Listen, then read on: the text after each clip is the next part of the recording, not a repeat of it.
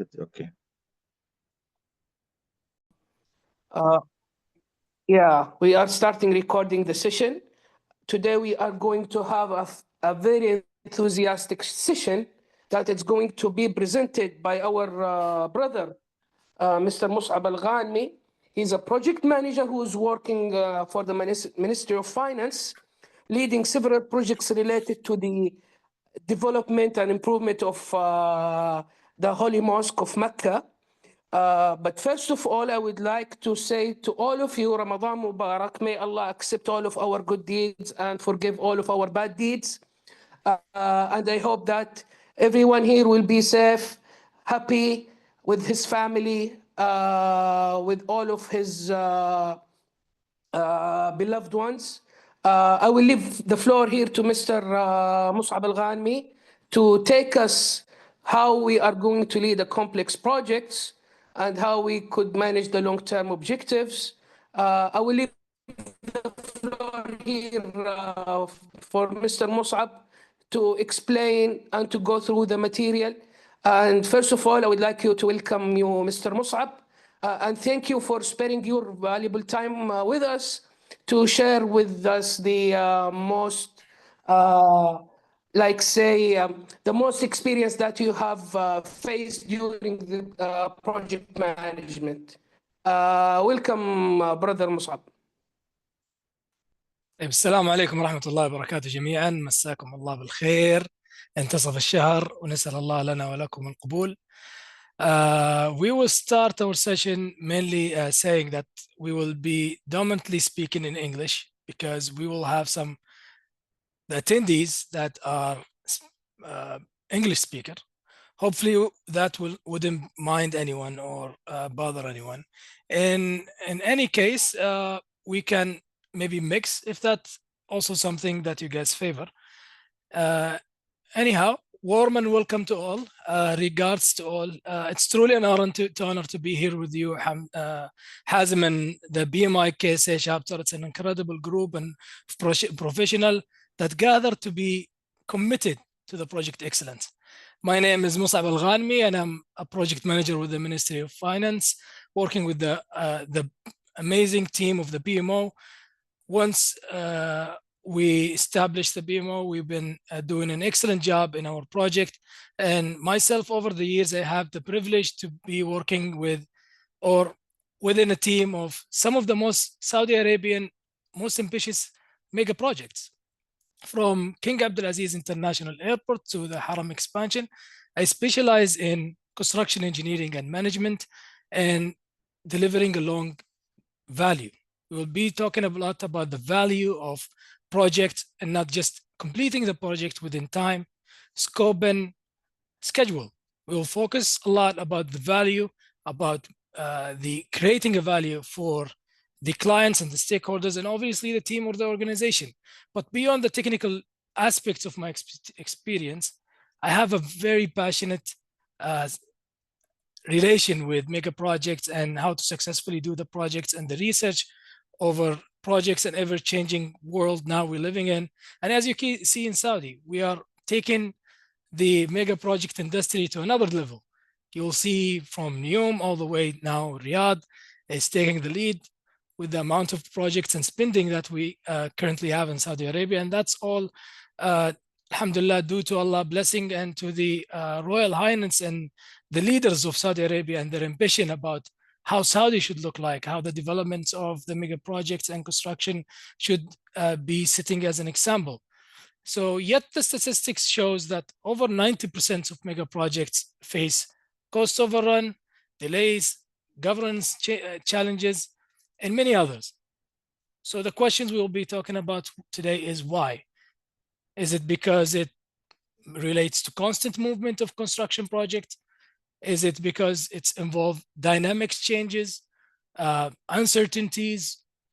What's the secrets and the relationship between mega projects and the unstoppable delays and challenges? So let's ask something today and start with the questions for you all.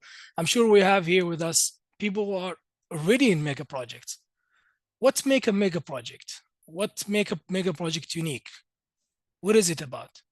And also consider a question about, I see it as a funny question, because when I ask people how many projects they worked in that went exactly as planned, on time, on budget, with zero surprises. If we can get a 1, how many of you, is that something even possible? Have you been in a project where everything went smooth?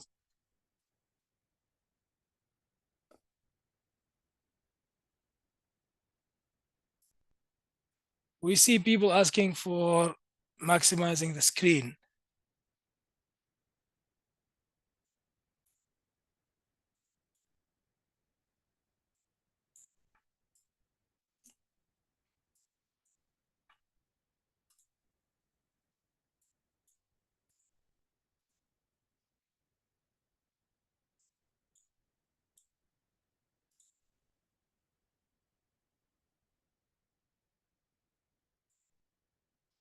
I see a lot of nevers, nevers, no, nevers.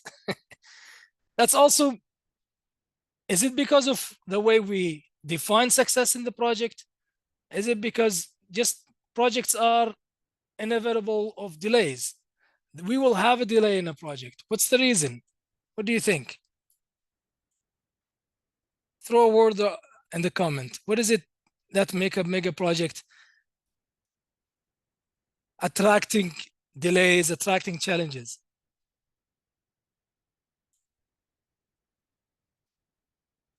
Unmanaged risk, poor planning, maturity issues. That's something that coming from a BMO perspective, maturity. Okay. While we face failures and everything, we will examine some of these facts. We will run through those issues, and we will know if that is something that we face, or is it something normal? Is it related to us being unprofessional about what we're doing? Is it relating to the people, to the process, and the business?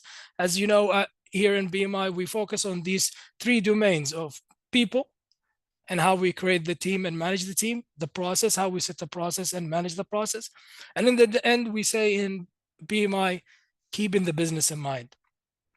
So let's get started by getting the stage running and taking a look at exactly why we are meeting today. So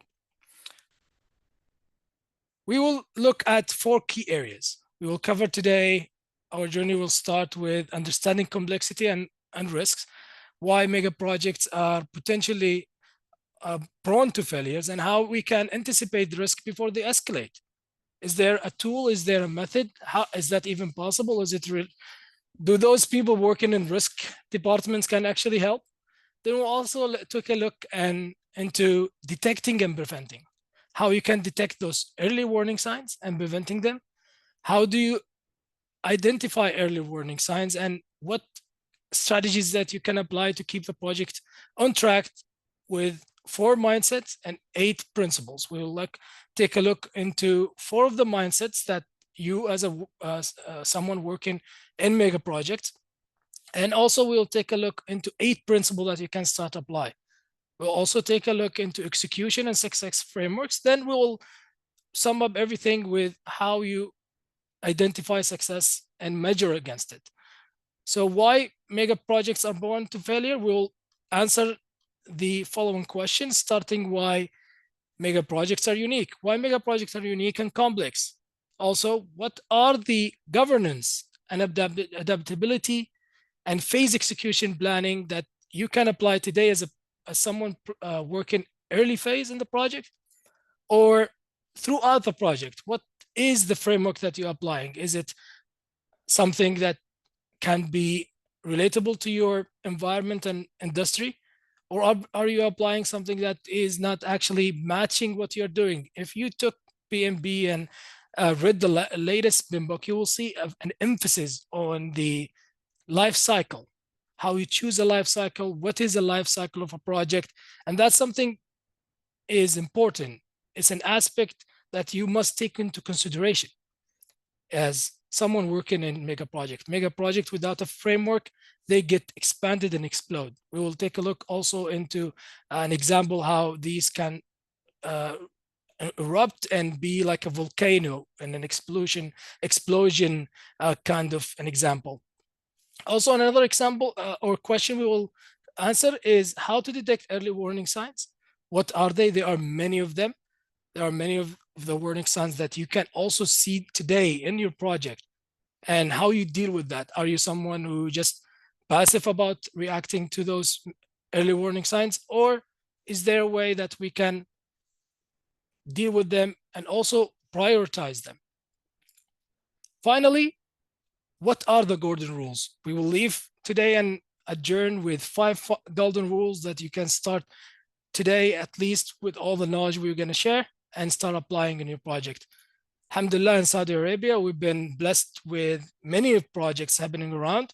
I don't know, are you guys, is someone in the comments can tell me what are of those mega projects you see on the screen are you part of? Are you part of NEOM? Are you related to any of those mega projects? Alhamdulillah, in Saudi, we have been, actually this picture is not updated and it's been sourced from MEAD projects. And now this number of 848 billion US dollars, actually super vast. So that's something for you to think about. The amount of investment and effort in Saudi Arabia on mega projects across infrastructure, whether that's going to be tourism, energy, and smart city now also taking a lead. And transportation, we saw what happened in Riyadh and the Metro project, and that's project been a success, alhamdulillah. But let's pause for a moment. What is exactly a mega project? We will start by the bigger vision of introducing what mega project is. If you are someone who doesn't know the definition, we will take a look at an example and something that can bring the picture closer to you. So let's take this illustration. If a standard project like solving a cube, solving a cubic cube. Can you guys see the screen? Is it clear to you?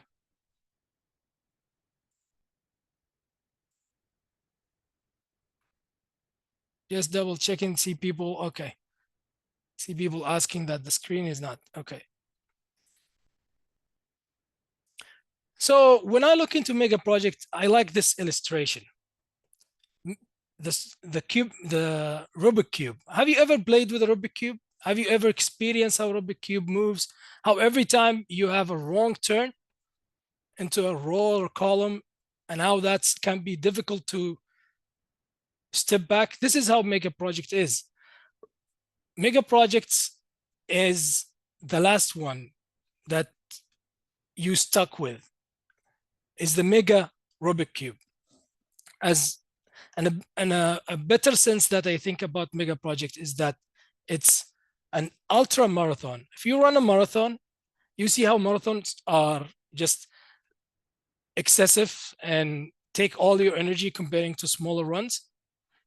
Mega projects are ultra marathons. Those that worked in a mega project start in a mega project and leave, and 10 years later, and this mega project still in motion. You see this mega project still expanding.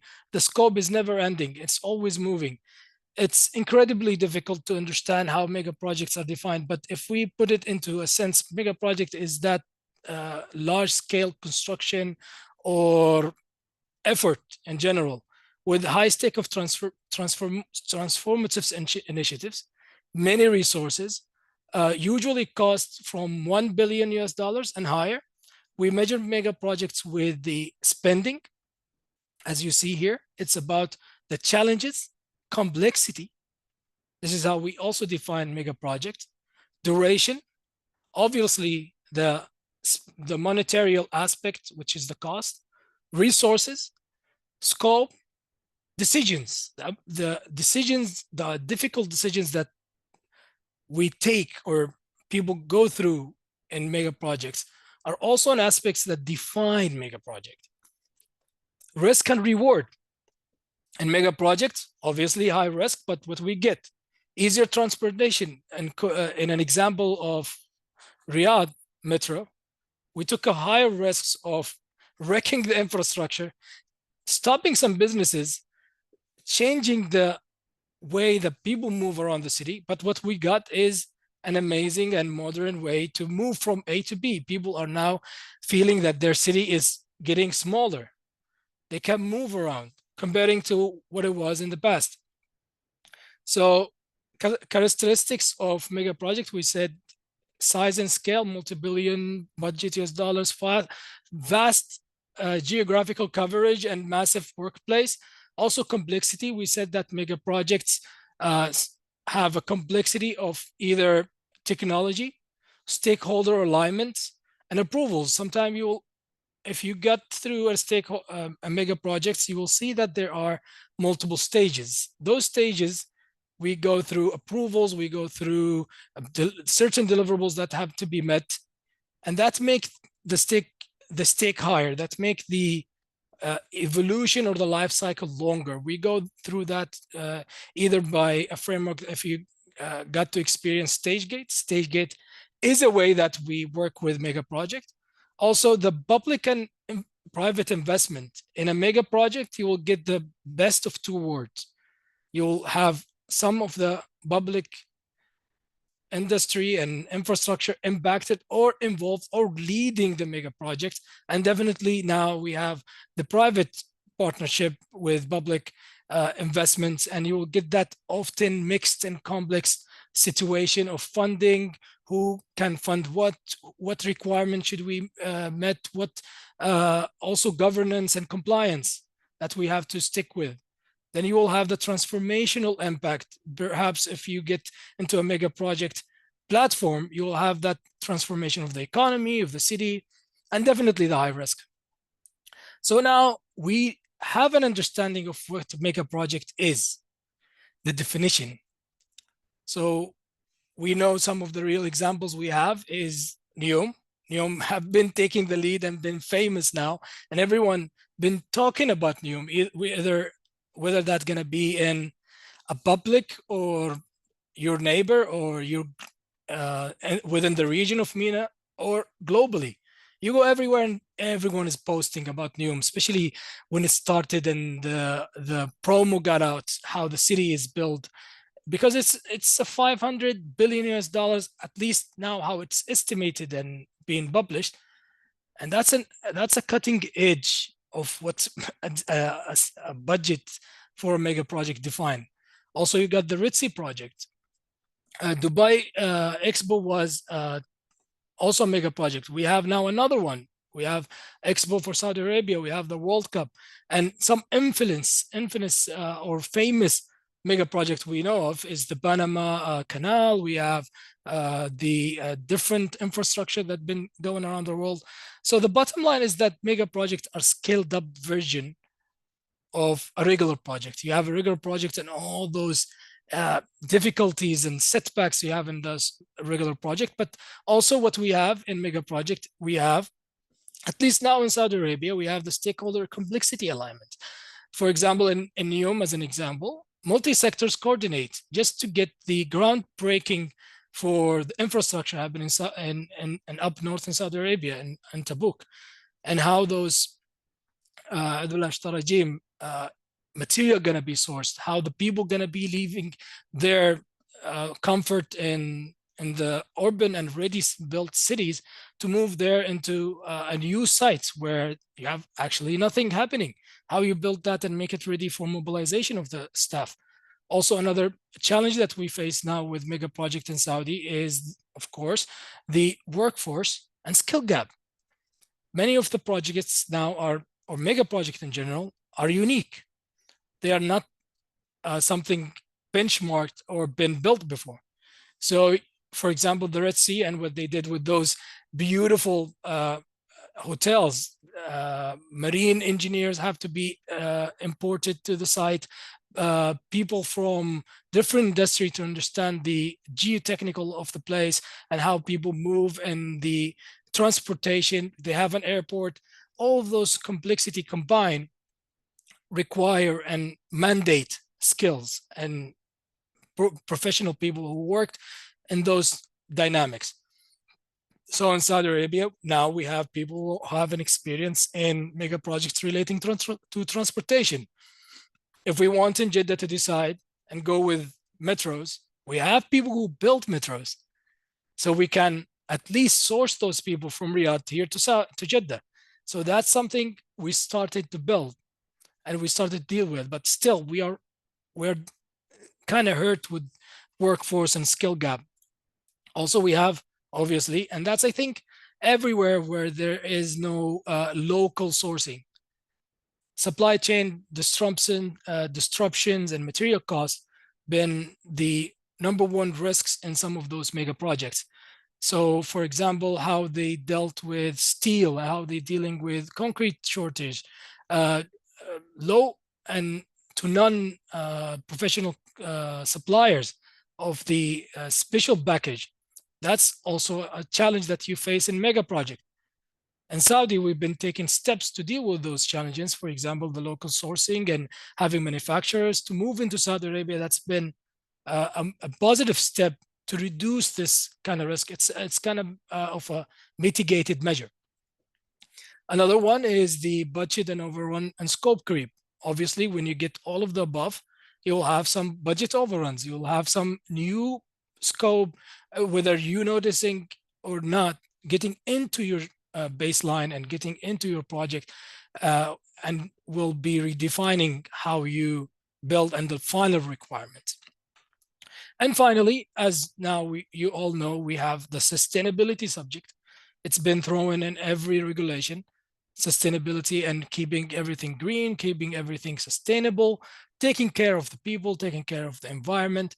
That's been also another risk with high tolerance in some of the project and low tolerance in others. So we deal with carbon nature, natural requirements, how you keep your equipment moving, what equipment should you sourcing. So imagine all these 5 challenges and more, adding and transitioning your project from one stage to another. So the 5 challenges aren't just an obstacle; they are signals. They tell you early in a project, whether you're working as a project manager or part of the team or a decision maker, to take a smarter move to ensure success by taking measures. It's not now you know those kind of challenges, and we will explore more. So you must take now in a mega project the proper mitigations related to your project and familiar to the project, tailored to de-escalate the situations, whether going to be from regulations, getting early on with people who know understand and have a deep understanding of compliance and legal requirements, or smart people who can source your equipment or have a better WBS built in and material specification and engineering to ensure that your project will go smooth with less hurdles throughout the way. So let's move on to the next section. We will talk about now about more early signs, how to stay control of your mega project. So far, is that relatable? Is that something that you see in your project? Is this subject so far can at least be used listening to it and you will say, okay, oh no, I understand what he's saying. And actually we experience this because mega projects impact not just people who work inside the environment of mega project. Actually, they have a bigger impact and they expand. They expand from my perspective to a point where they affect people who are in early education, because this is the industry where you have higher hires, more hires and more job opportunities, and definitely will more spending. So is that something, let me know, is that something that you can relate to? Is that something, is there more challenges? Did you at least understood the definition of the mega project and how they are defined, and the difference at least between a project and a mega project? I'm asking at least to take a sip.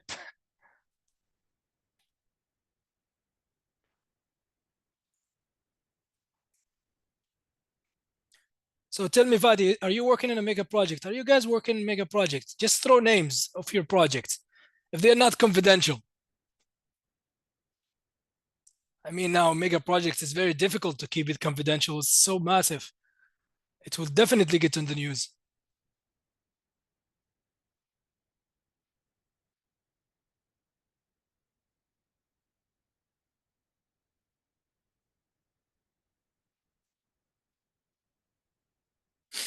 Okay.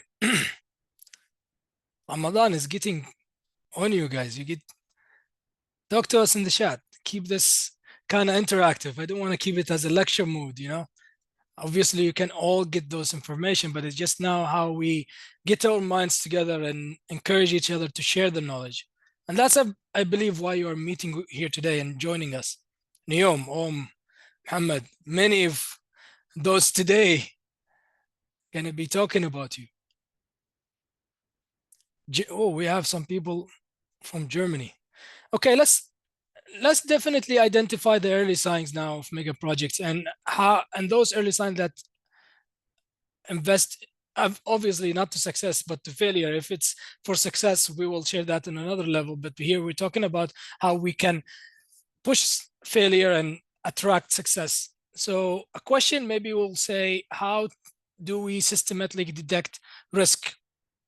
Well, first we will need to know the early warning signs. We need to start to understand the key strategies that can help you work as a radar. Your job as a project manager or someone working on a mega project is to always keep your sense higher.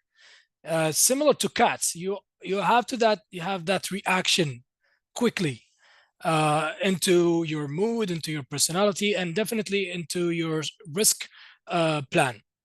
We'll take a look into 7 proven methods of how you identify or detect risks. Let's start and break down by saying, first, conduct regular project health check.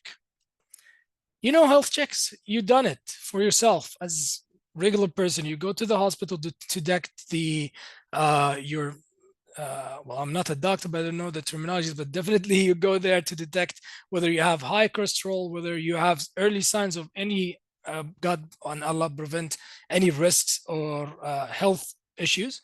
Similarly, you do that in a project. You structure audits. You go through your meetings with a filters and a screen to review and identify misalignments, whether that's going to be with your team. In mega projects, because they are huge, people will tend to misunderstand and forget why we are here today, why we gathered and left all our homes, whether that's going to be in an urban environment and far away from the city to build this mega plant, or that's going to be why the vision and the mission of the project. So you'll have to know and get to understand and have the best questions to know if there is a misalignment or is there a cost overrun. Obviously, when we talk about KPIs, there are many ways to measure a project performance. And this is not why we gather here today, but obviously, you know about earned value methods and the metrics that it's used to know whether you are above budget, on budget, below, your forecast, your trend analysis, and starting to applying the proper, you would say, proven plans to have that, you know, retractions from any slips. Obviously, also you need to know your execution gaps, whether from a procurement perspective, engineering, and how is those technical and office services are working and their production and their performance.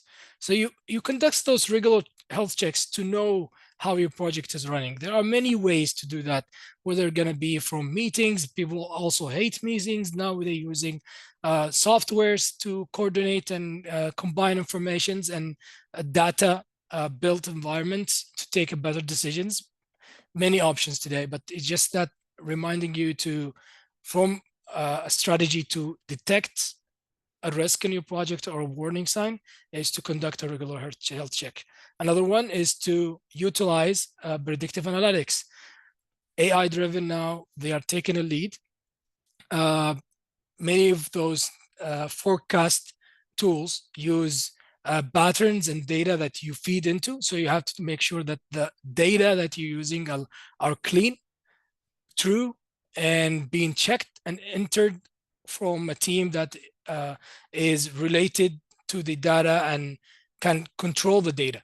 So in any predictive analytics, you have to have a team that either sometimes it's the function of control and monitoring the projects, like a control manager, or be the proponent of Primavera or whatever software you're using to ensure that the timeline and the risks and everything enter into a model, a data model, to give you a clear perspective how the project is running. Is it going off track? Is it on track?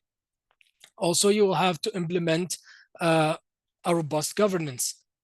Compliance can be the highest risks for a mega project failure. If you are not complying in a mega project, it's very easy to detect that, very easy to see it.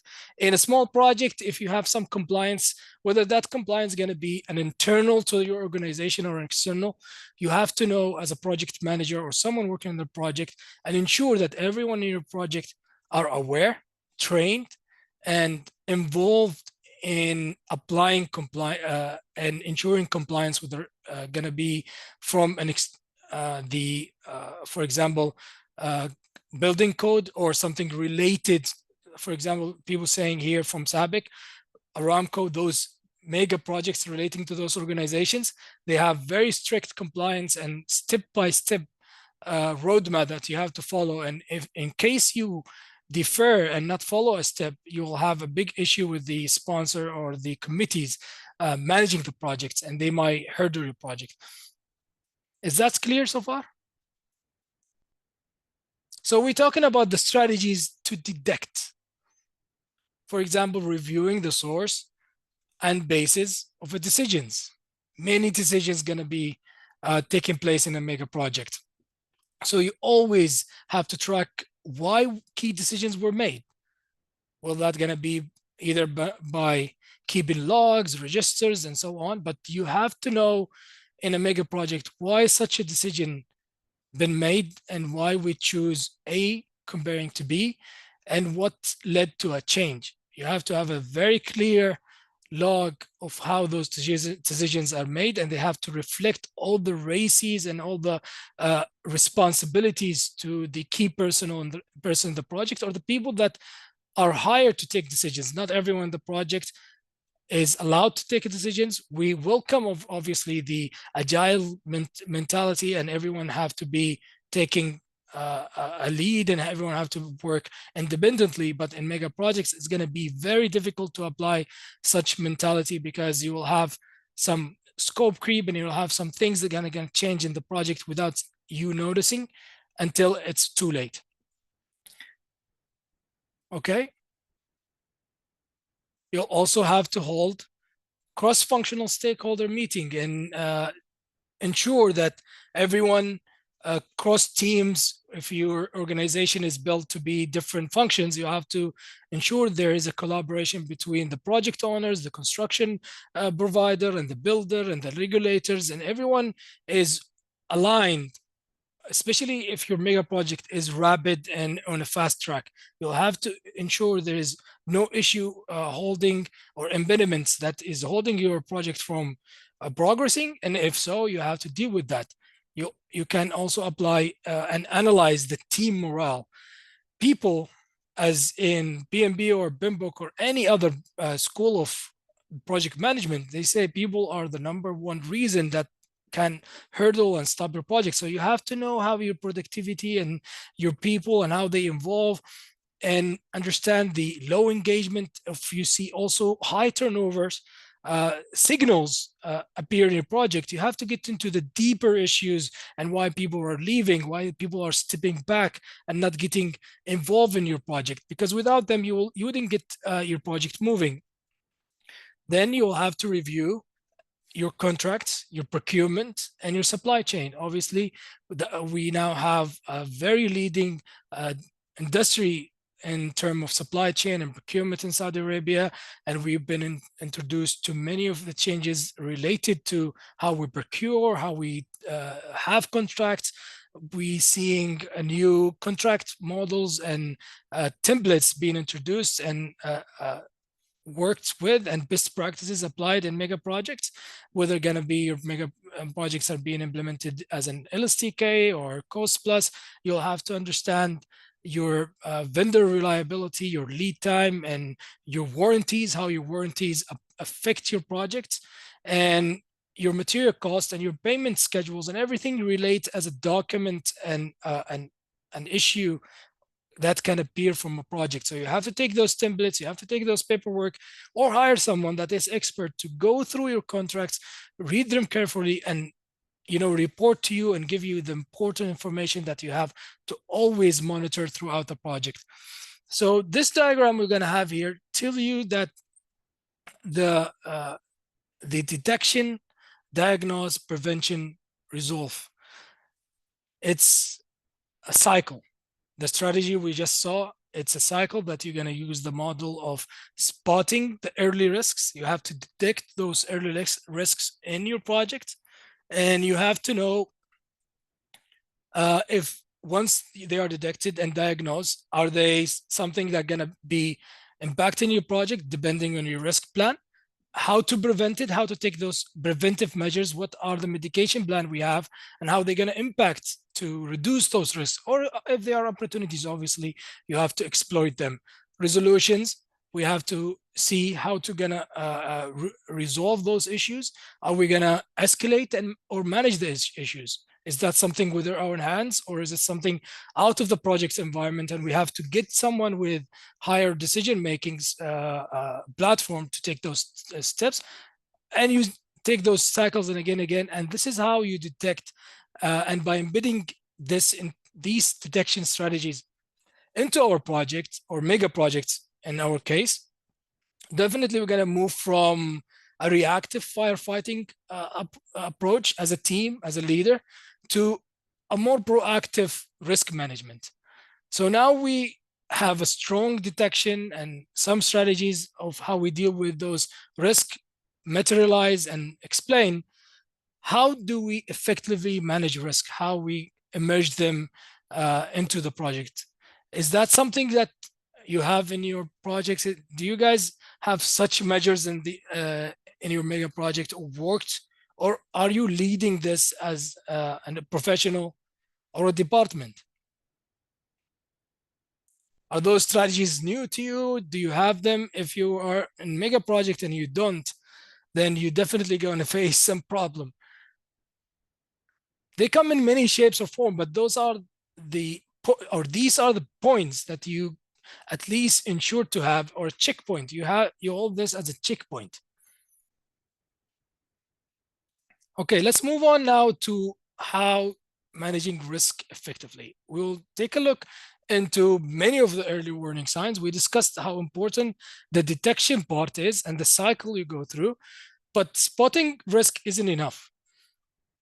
In a project, if you need as an individual or a contributor in a project, depending on your level, to act before they escalate. Always. We can say that in a simple term and related to your health. This example can be understood by many. If you see a trend in your health that you getting weight, this is not a lovely topic to talk about, but if you see this trend, if your diet and how you're gaining weight, and you can detect the signs that you are not getting into your clothes, then you have to take measures. Similarly, in a mega project, it's very simple in sense, but very difficult to apply because it's involved many other parties that might not be you, because it can be your department, it can be someone else that have to do the job of doing the action. For example, when I went through many paperworks, I saw that from PMI and McKinsey, they show that projects that identified early risks early, whether following the strategies we just went through or their own model, they have a higher chance. If they detect them early, they have a higher chance of staying on track. But what are the signals that indicate the trouble ahead? What are the signals that tells you, okay, you know what, there is a speed bump, I need to obviously slow down. There is a sign, there is a radar, then, well, I'm definitely, if I'm going above the speed, I'm going to get a ticket. We take this into this analogy of volcano. The volcano analogy, how risk accumulate to the eruption point. I have categorized some warning signs into 5 major areas. Doesn't matter what is the early warning signs, the issues start with the foundation. Start with the planning and the strategic planning phase. Like misalignment in the strategies and governments, while other service or early warning signs service to you in the projects, the planning and execution challenges are relatable. But just like a volcano, these risks built up over time. They built up and they get stressed. And because of this stress, and you're ignoring this stress without releasing the heat and releasing the pressure, they erupt, causing delays, causing people to leave the job, obviously cost of overruns. Your contractors are not being happy, and you'll have disputes and claims coming into your office, and extreme failure that appear in the project in many shapes and form. The 5 areas where early warning signs appear, they start, as we say, with strategic and phase planning. If you didn't have a realistic project goals and plans, and how your planning is being, I would say, integrated into your mega project, how you focus only on execution. And this is a dilemma. In mega project, we take the mega project into phases, and we focus only on getting the job done. We forget the fact that while you're building, you need to plan and make this planning with the execution hands to hands throughout the project. Because the mega projects, as we have as a statement, it's always in constant moving, constantly moving, changing. So the key approvals takes too long, you'll have to take a plan for that. If it's gets revisit multiple times, you have to take a plan for that. If the execution slow down, you have to take a look into the reasons and put a plan. Another category to the warning signs that you're going to see relates to stakeholder misalignments, conflict from priorities. This entities likes to have their regulations apply, and this entity updated the regulations.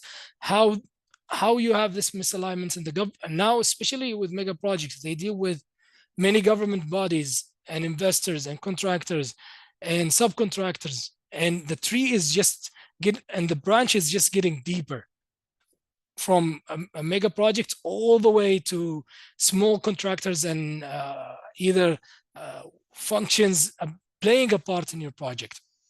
So you have to make sure that you have a clear decision making to ensure the alignments with those stakeholders. You engage them, you configure the stakeholder and communication plan into your projects and make sure that it's part of your day-to-day tasks. Also, you have to ensure that there is a contingency plan relating to the regulations and the different stakeholders and government bodies you're working with.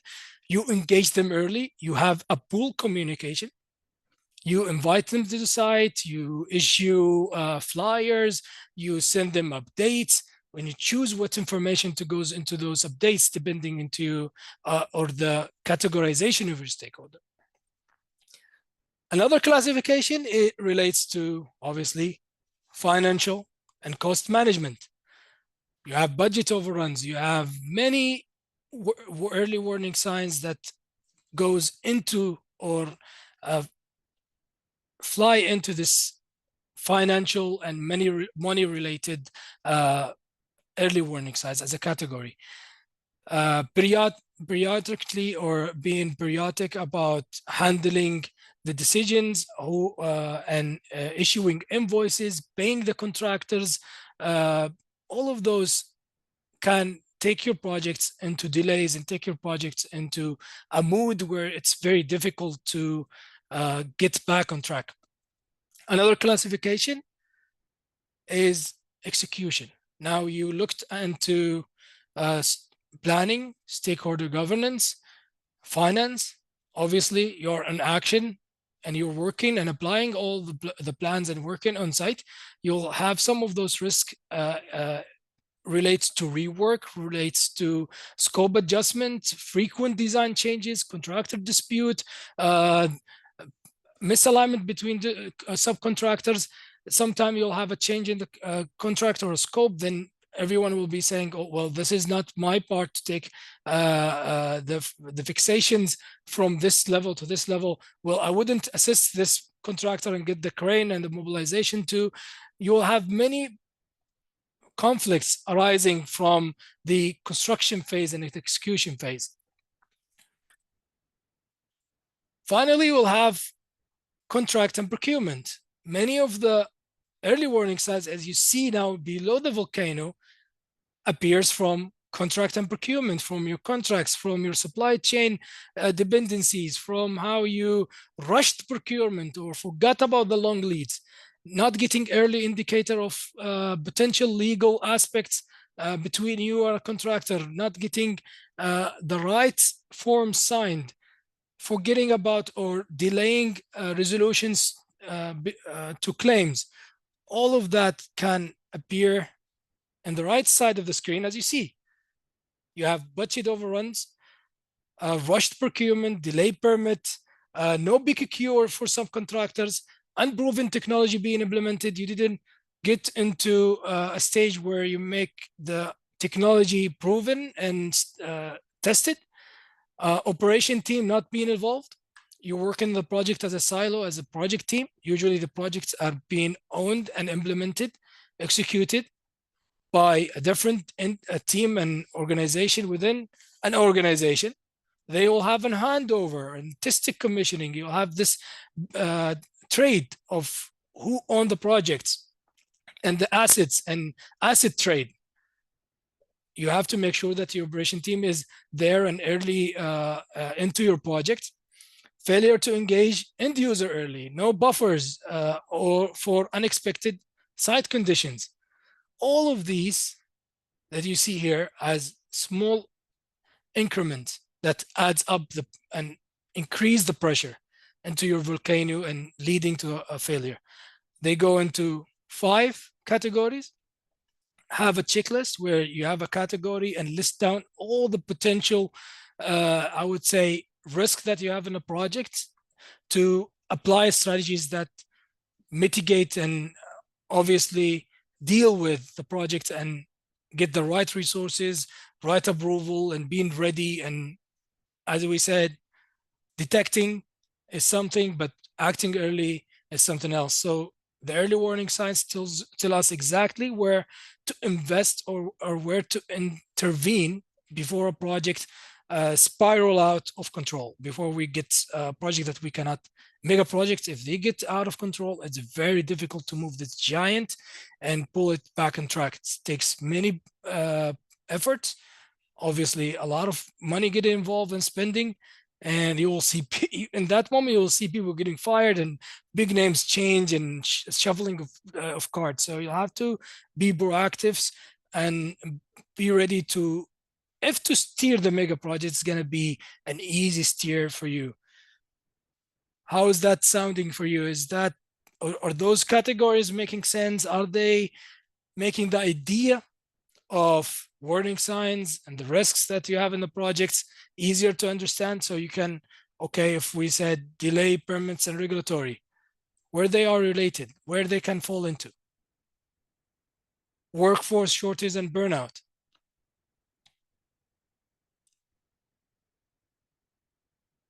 The key point and the takeaways is, if this doesn't match with what you're going through, build your own categorization of early warning signs and upgrade the radar that you have with your projects or yourself or the organizations.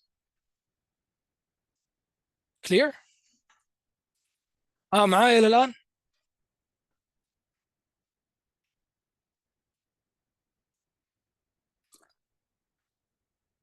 احد عنده سؤال مداخله على السرير؟ ناخذ مداخله 3 دقائق، ما عندي مشكله. 3 دقائق، اذا عندك اكثر من 3 دقائق حنسكر المايك.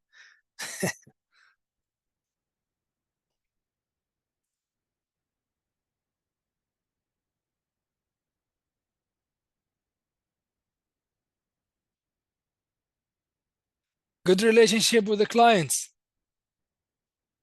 That's something that plays a big role in making the project successful. Partnership, getting into the mindset that we both have value to take out of this project. It's not just me as an owner have a project. The other entities involved with the project, they have also a buy-in. So we have to focus on that buy-in, get everyone in the team invested on why we are sitting here in the office, why we're meeting, why we're moving to the sites. It's not about one entity. It's a partnership. Everyone have a stake in it. Communication, especially if you have different languages, cultures, backgrounds in the team. You have to take care of the communication aspect and communication plan. It has to be robust because it can mess up your project. People will misunderstand each other very easily. Okay, let's move on to being proactive and the strategies that that you can apply to deal with the early warning signs. But beyond the traditional KPI, beyond your regular early warning signs, if you are an executive, if you are a high level or involved with assisting a high level role in the project and the organization, there are let's add the less obvious early warning signs that executive often miss.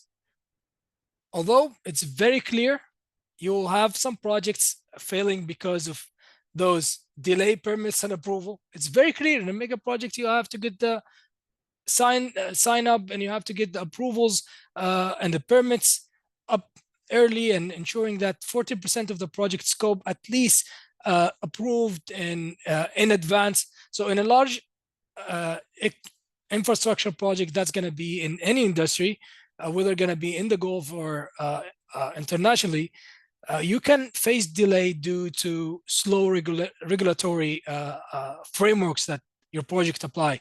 Some of the projects, at least the one I've been into, they run for years and years just because they follow a process and a stage gate and a mentality that stop the approvals from getting by, because they're causing misalignment between the design and the execution, because the approvals are getting delayed.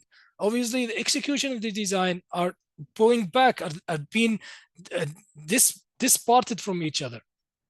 You have frequent changes to the request, lack of stakeholder involvement, unusual workforce turnover.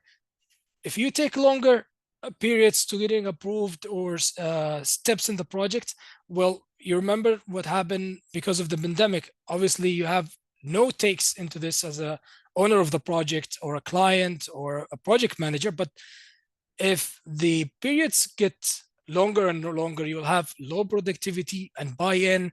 People just get bored of your projects and they leave and look for more dynamics and better paid. Some of the projects get into a sleeping mood and people wants to be active. You'll see a big difference between getting the project successful and people wants their own agenda and personality to success. If you understand the relationship and how you align the success of a mega project and how you ensure at least some of the development, appreciation, career planning into your project, you'll have more sustainability and built into your resources and your team. Disruption in supplier performance, supply chain fragility. Big example, if you're working in high rise, now you'll have big issues relating to glass facades. If you work in things related to building a high rise building, now we have a shortage in glass, we have a shortage in related elements to those mega projects that have high buildings or high-rise building. So exposing a major hidden risks such as low performance from supply chain is very important and can't be a single point of failure. So you have to understand how the supply chain manage the progress of your project and how you can have a long lead items flagged from early start to know and study those elements and material and engineer or re-engineer or build a value engineering into your process. What can be actually reduced or what can be replaced, what better alternatives we have, and in case we have a disruption in supply chain, how we deal with that. So let's explore how do we take proactive actions. Move on to golden rules. We have some golden rules to share. We have discussed the challenge. We have discussed the early warning signs, the risks of not having a strategy built into your project, and now we see a real question being placed. What does success look like? What are the golden rules to take and drive success, especially in Saudi Arabia now with the rapidly evolving construction landscape? Everyone wants to take a part. Everyone around the world wants to step into Saudi borderline just to take a part in the new booming infrastructure and mega project industry. Let's take a look into the 5 pillars of mega project success, starting with aligning your vision, execution, vision, regulatory compliance. You have to must align alignment, and every successful projects follow a structured framework.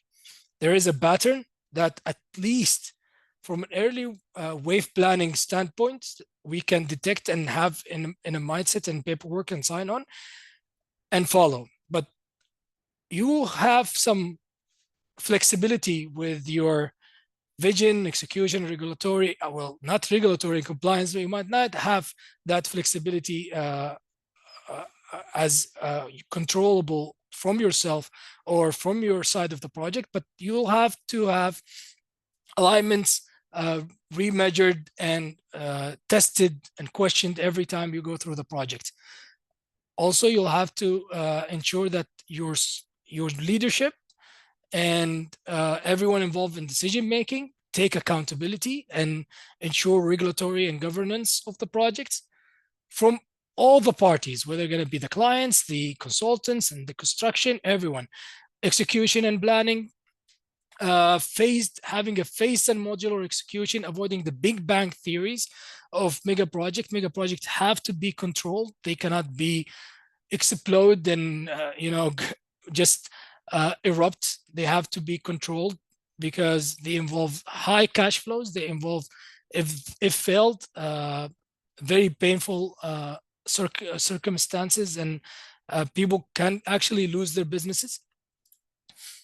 Also, you have stakeholder and governance, transparency, and data-driven decision making. A golden rule that you have to take into account is to ensure that tracking progress with real-time data and governance preventive measures. You also have to engage your stakeholder, get them aligned, get them happy, get them whatever they need that is not going overboard with your project.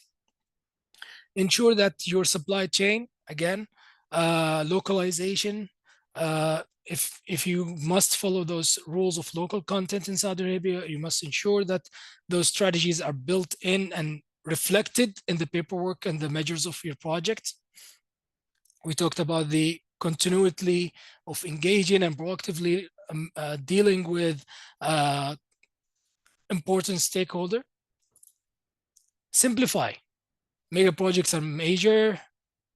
We know their characteristics, how they are big and everything, but you have to avoid over engineering. You have to avoid those people that thinks complexly and build ideas and intervene your project throughout the steps to get a new idea built in. Make it simple. Focus on the value. Why we're building this? Is it built to produce a certain element? Is it built to host people? Is it built to make it easy to transport this to here from here? Is whether going to be pedestrian or material? What are we building this project for? Focus on that and continue from there. Foster always a culture of adaptability and learning. Mega projects takes time, so it's not a marathon, and it's a marathon, not a sprint, as we say. So you have to embrace the flexibility and the long-term success. You cannot focus on your project and forget about getting the people trained, coaching your team, and making sure that while the project takes long or extend, they are happy and they can actually adapt to the new technology or the change in the project. They can be a golden player and an A player throughout the project. Next is to invest in the world-class leadership and execution excellence. They lead the people. People always tend to gather through a leader.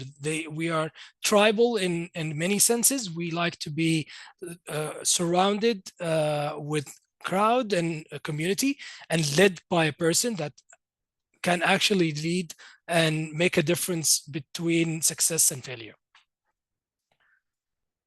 Plan for project closer. From day one, you have to know how your project gonna close and how it's gonna be rolled out, and making a big mistakes of forgetting about closing your project will never get your project completed. Finally, get your contract management and delivery excellence. Contractors and parties that you deal with actually make or break your project. So we'll structure agreement and strict accountability between two parties to the contracts and the agreements, and being flexible at the same time while adhering to the terms and condition can make your project actually more sustainable and more friendly to process forward. So the success of mega project in Saudi Arabia is not just about now engineering execution. We have stepped out this boundary of just making sure your engineering, your the drawouts, the blueprints, the early engineering design, the schematic, everything is and on point, and then execution and making everyone just work. Now we're focusing about more on governance, more on adaptability, leadership, people, value delivery. So by applying these golden rules, after we got to see the early warning signs, you will ensure that you will have a strong finish to your project. Okay, let's sip some water. Here in Ramadan, we run out of air because we don't drink water. For those who are not participating in fasting, it's lovely.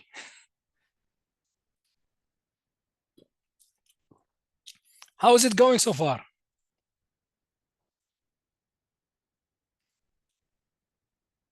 Because we will get into the mindset, how you can lead the projects with a mindset. We discussed governance, execution, all those theories, all those boring things. That gets into the fun stuff of mindset and the reality of even having a framework and having the people. Without the mindset without those, the mindset and how people think, you'll have some disconnect within gonna be with the team or with the execution, planning, and everything. So let's take a look into the 4 essential leadership mindset. If you're applying into BMB or have a BMB, especially according to BIM Book 7, we been introduced and faced with domains that relates to process and how you deal with the process. And also now we see principles. Principles are just the mindset and the behavior that you have as a project manager or someone who contribute to the project, how you have those breakdown of 4 critical mindsets and your behavior and your emotion and how you lead the people, how you being a servant leader, all of these aspects. Have you heard of the principles that we have now in the BIM book that been introduced? Servant leader.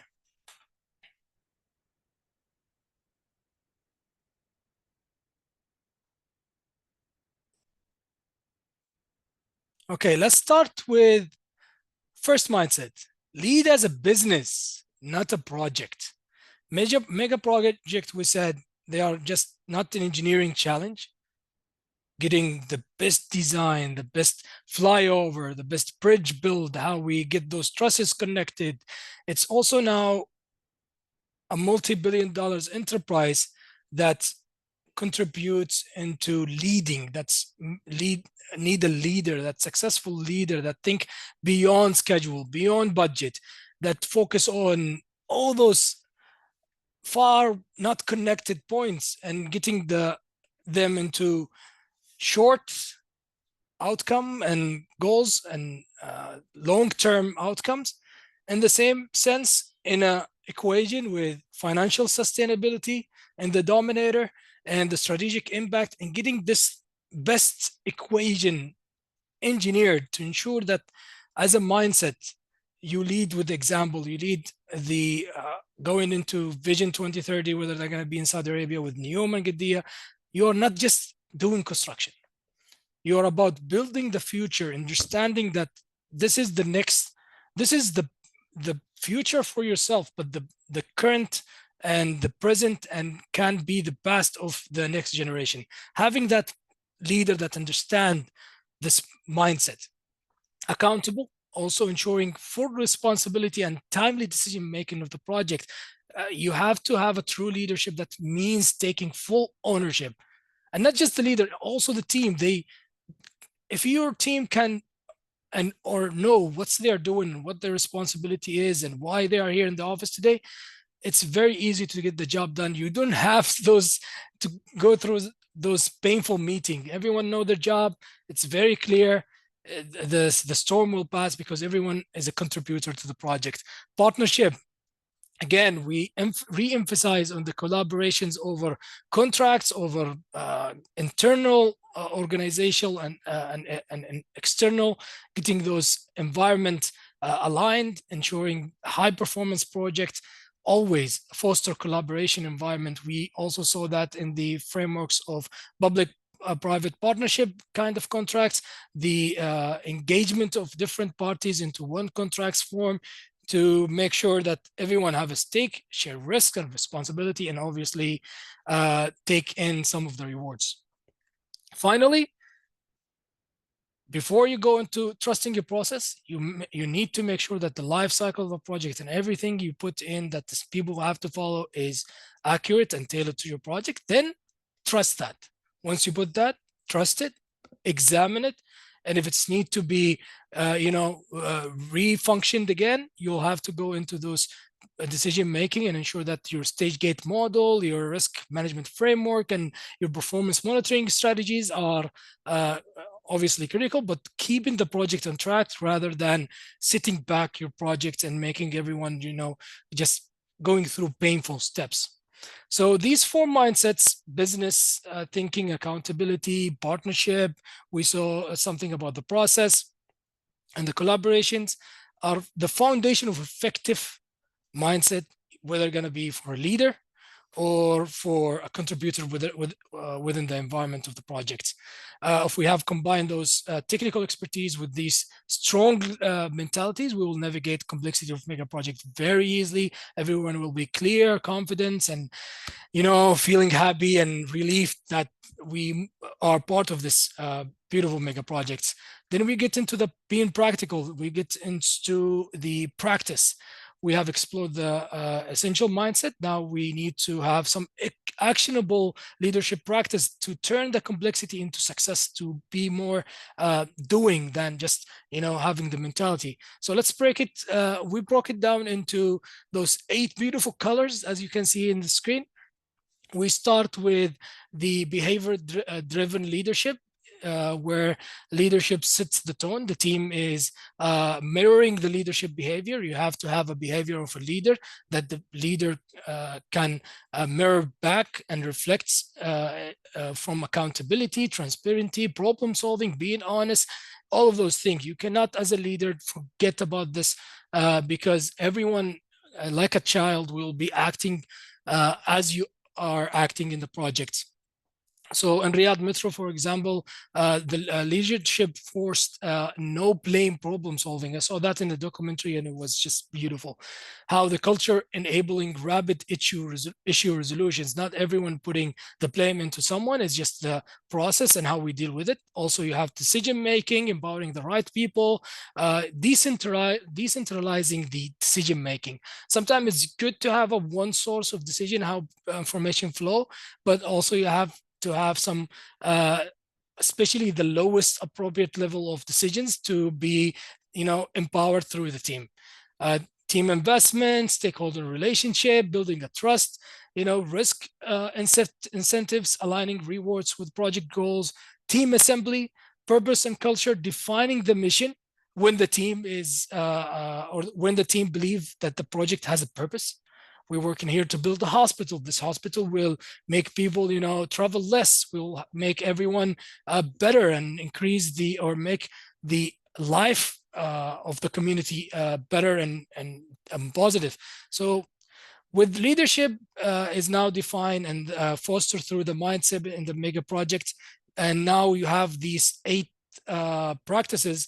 We transform the complexity into an easier cube, or Rubik cube, as we saw in the first example. Now let's wrap up with the final key takeaways. The execution framework. Execution framework is just a way that we explore projects through modules, through methods and ways of doing. These frameworks bridge the gap between, what we talked about, the vision, the mission, reality ensuring, and knowing that the people on track, building the right high performance team, into a more long-term impact and sustainable execution. So what we saw lately, especially in the studies, that shows that poorly structured execution without plans, without root cause analysis, without detecting, without strategies, will definitely fail, leading to rework. You'll see some projects take phase 2, 3, 4, twice or 3 times, and with multiple different team and with different structure. But because of the framework staying the same, they fail again and again. So how do we ensure that execution is structured, efficient, and adaptable to involving those conditions and taking into considerations what we talked about, the strategies, the mindset, and the practice? We start with some of the things that you see in the screen. They might be relatable. It depends. Whatever you're using in your mega projects or worked with, all what you need to know, you have to ensure compliance and long-term viability. You adapt strategies to the project complexity. You have to be adaptable, whether it's gonna be through Agile, whatever Scrum, Kanban board you're using. You have to always move that setback and conjunction in the framework that you're using. Decision checkpoints. So let's take a look. Have you worked with a front-end loading?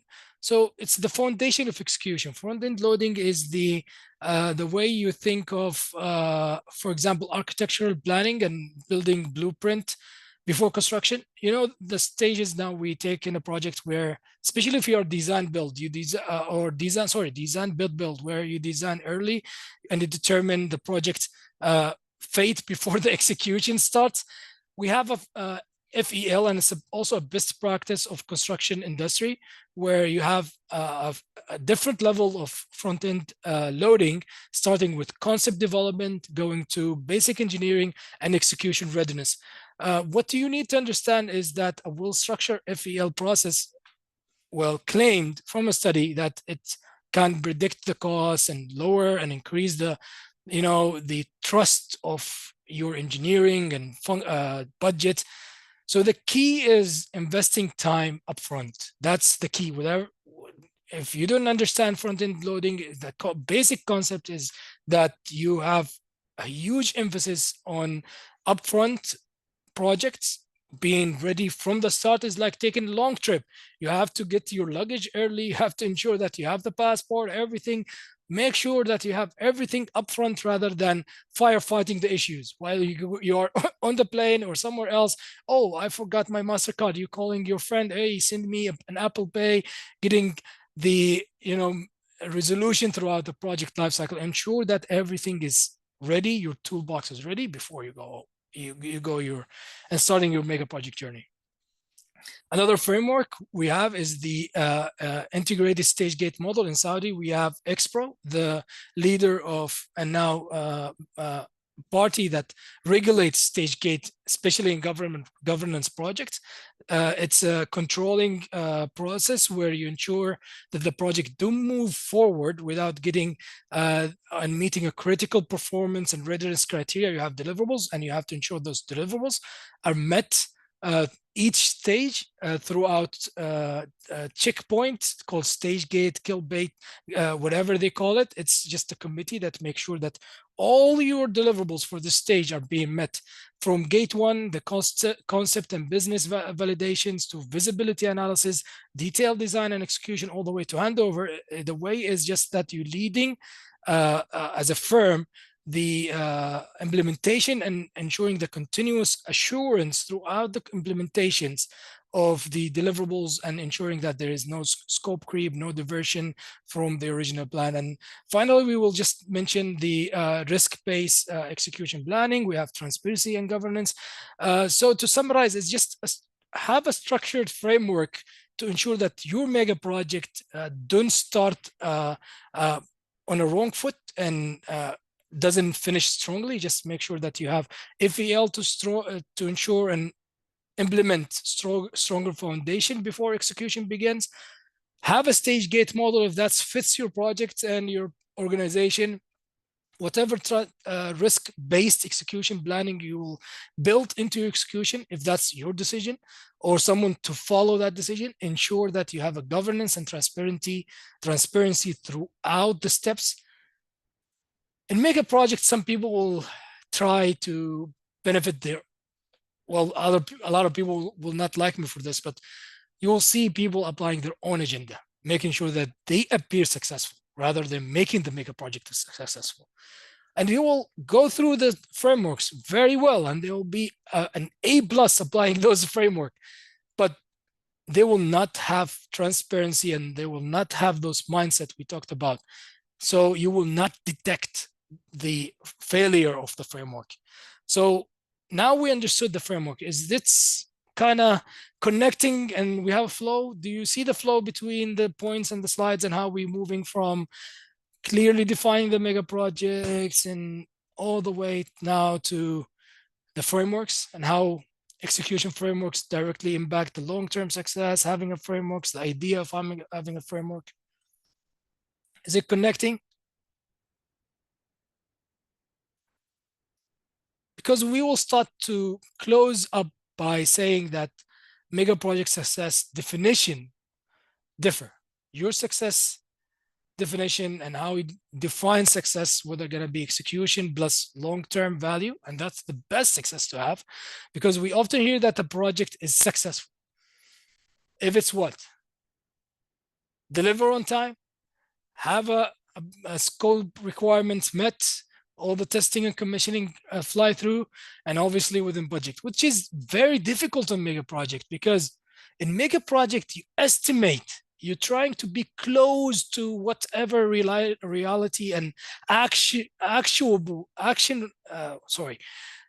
being actuable, how the actuable framework going to be within you're going to be actual scope, actual budget, time, your earned value. It's very difficult to estimate a mega project, because whether you're going to be role waving the whole planning of the project, the idea is that how many projects check all the boxes from the beginning to the end, where they say, you know what, we don't have a failure. Today we are redefining success. The latest BMI paperwork said that the iron triangle, which is the traditional view of how you look into historically, how we look into success, has been measured by delivered on the schedule? Was the project delivered on schedule? Did we stay within the budget? Everyone is cool. Contingency did not been touched. We have all the reserve. Everything is, on point. Or did we get all the plan objective met, quality measured? We don't have any IRs rejected. We don't have code C. We don't have any reworks or problems with the clients on regard of the quality or the mockup or whatever. This approach prioritizes efficiency. It's prioritized only efficiency, but ignores major deliverables and major criteria of measuring success, which is what? Stakeholder value, long-term sustainability, real-world impact. It doesn't ensure that you apply those. It doesn't ensure that you have deliver according to, because now we saw many projects that have been delayed.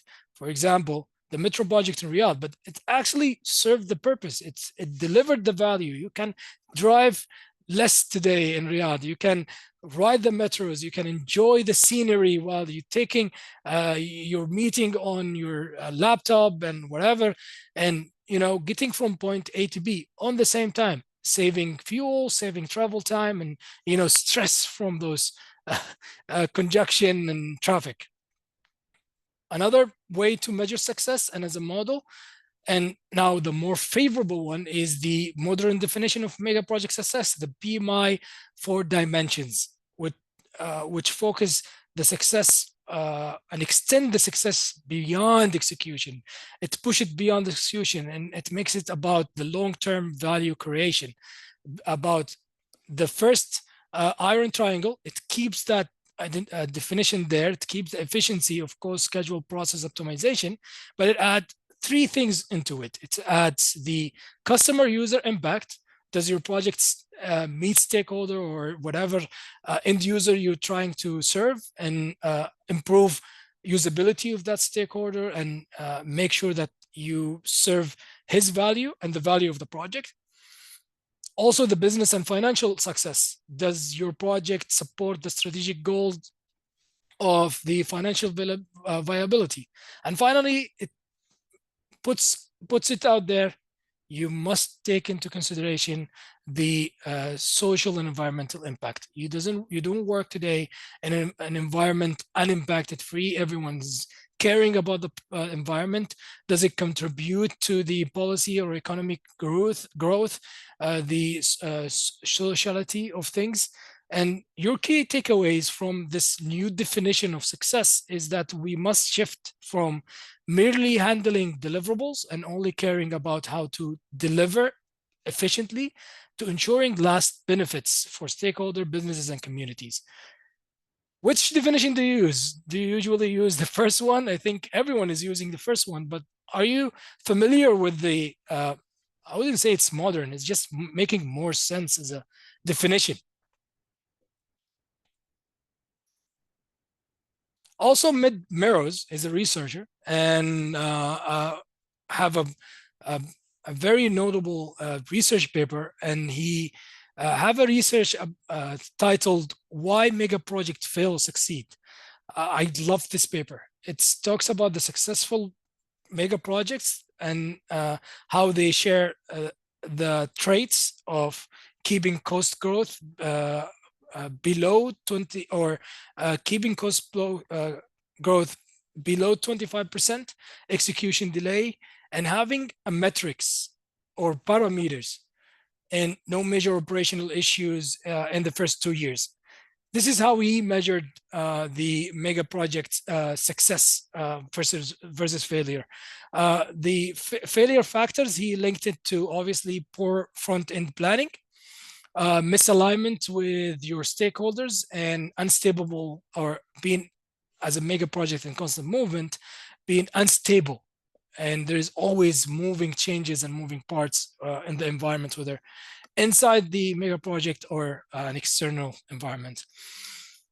The key insight is that mega project don't just slightly go off rail or go wrongly or slightly wrong. They fail apart when mismanaged, and that's the Ed Merrill message for you today. And finally, you'll have to focus on the critical success factor. You have to ensure long-term value, and with whether you're going to be using whatever success metrics, make sure that you deliver the value worth of the spending that the mega projects have and the effort that is taking so far, whether going to be from the people and the organization as a whole.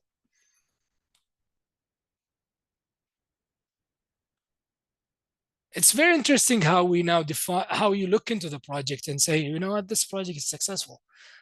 It's based on how you measure success. And this is what I'm trying to say from the slide. How is it making sense? How is the flow? Are you with me? Did I lose you in any point? I tend to talk very fast.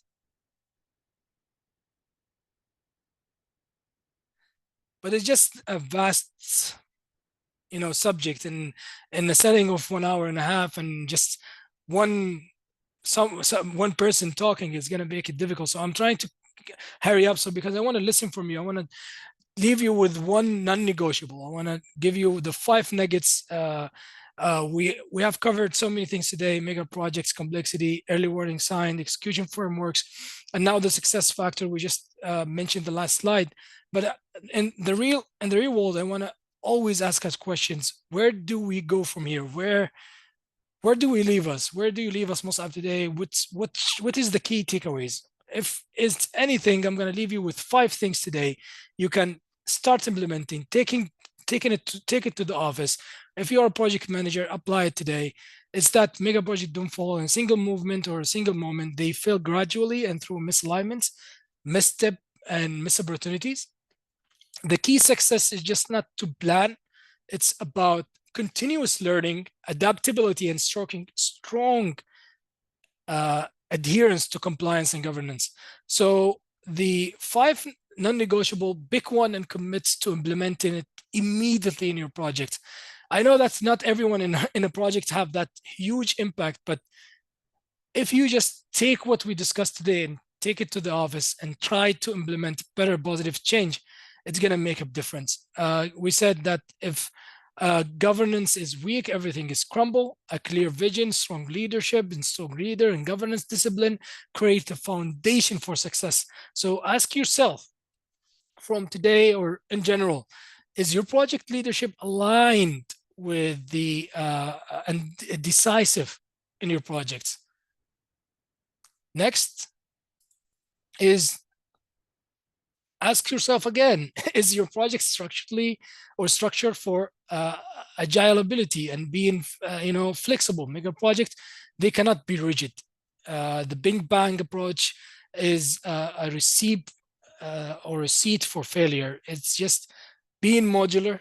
If you are familiar in construction and mega project, there is a different topic about modular construction. Phased and iterative execution is the key for mitigation risk and controlling complexity. So you have to know, is your project trying to do everything at once? Is it making or breaking the project into phases? What framework are you using? And understand who is your stakeholder, whether going to be internal or external, because they make or break your project. So are all stakeholders with you in the project are aligned? Are they happy together? Is their relationship good? Is there, do you see any conflicts brewing beneath the surface? Is there something that you can detect early and take proactive management into, and not just reactive firefighting? The 4th golden nugget or non-negotiable is early warning signs save billions, and most importantly, the effort of the people and their hours. So detecting those risks early, you will reduce failure rates. People want to be part of a successful project. So don't make them waste the effort and tears and those years that they cannot actually buy again in a project where it's set up for failures and have many red flags without taking an action and actually being ignored. Finally, hopefully you take this and apply it. Plan for closure. from day one. The biggest issue in the mega project that you're starting without the end game in mind. You start, you didn't think about when the whistle is going to be blown. You just play and play, and obviously you're going to be fatigued if you don't have a strategy where you put all the effort, where you're going to make all the spending, all the hiring, and the mobilization of the people, and the alignment of the resources. So what does success look after completion? Well, if we did a mega project, I hired many people, have many contracts that must be closed. Everyone is waiting for the next job. What I'm gonna do as a project manager and leader, you always have to take this responsibility of looking after the mega project, because everyone is counting on you to have the sustainable environment and industry and value. So as you return to your project or organization or office, if you're working as a freelancer today, I challenge you to think which one of these five will we focused on today, or in general we shared as an information, will be being positive impact on you, and what is the first step that you will take tomorrow, inshallah, as a positive move into a successful mega project. This is what I have for today. It's it took me a very enjoyable time to put this together, and I'm very passionate about it, and I hope I deliver it to you, and you feel the enthusiasm and the importance of the subject, because putting it in the presentation is something, but is understanding the message. There are so many things that goes in detail underneath every point, and there are so many technicality and theories and practice that it takes to apply, whether the non-negotiable or the risk deduction and the early deduction of risks, or applying a framework. As a description, they sound easy, but they are not that simple. They take many meetings, they take expertise, and definitely they take the balls to make the decision. That's for me today. If you have any questions, if you have anything in mind, anything that you enjoyed, anything that you think and true or must be changed or to improve, please let us know in the comment. And if the team here with me can open the mic, I would like to actually listen to the people and get the last 7 to 10 minutes discussion with everyone. So the mic is yours, everyone.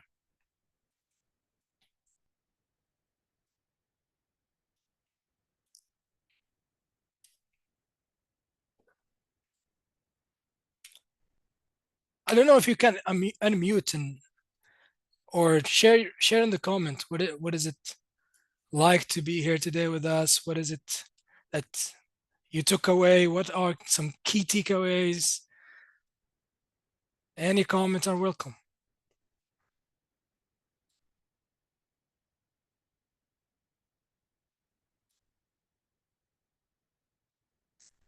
Hopefully my accent didn't get into the way of the material.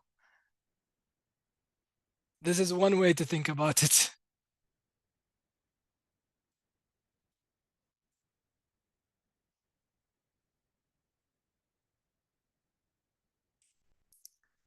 No negative comments? Everyone is happy? Come on.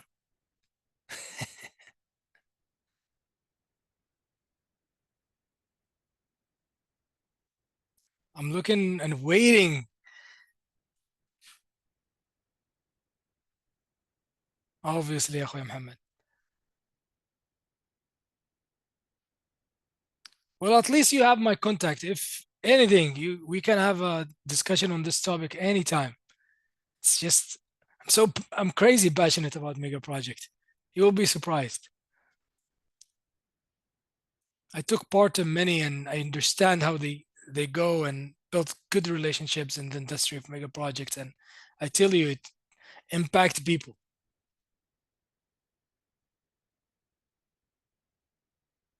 And in regard to the PowerPoints and the material, this is owned by BMI. I'll see how they handle these things, but they own this now.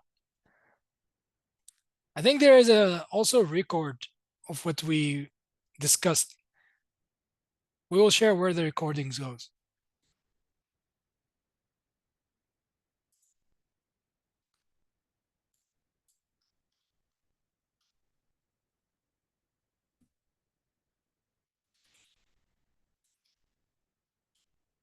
Anyhow, you have also my LinkedIn. You can text me anytime. Maybe I can give you those under the table. I give you those slides. Hopefully it will be shared. Again, I'm giving this slide and presentation and valuable material under the BMI umbrella. So they have the rights for the material and what we discussed about today. But again, you have my LinkedIn. Come pass by anytime. الله يعطيك العافية أخوي علي محمد عمر رنا. Welcome everyone.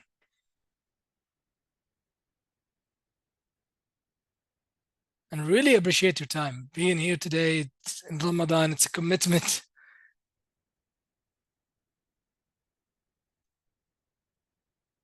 We'll plan something like this, inshallah, after Ramadan, where it's more relaxed and everyone can, in their spare time, enjoy this. And hopefully we can plan this in person. I would love to have the people presented in a setting where they, have this discussion going on. People from new mega projects, pass by, tell me, how is it going in the project? Okay, there you go. We have a YouTube channel. It will be posted there.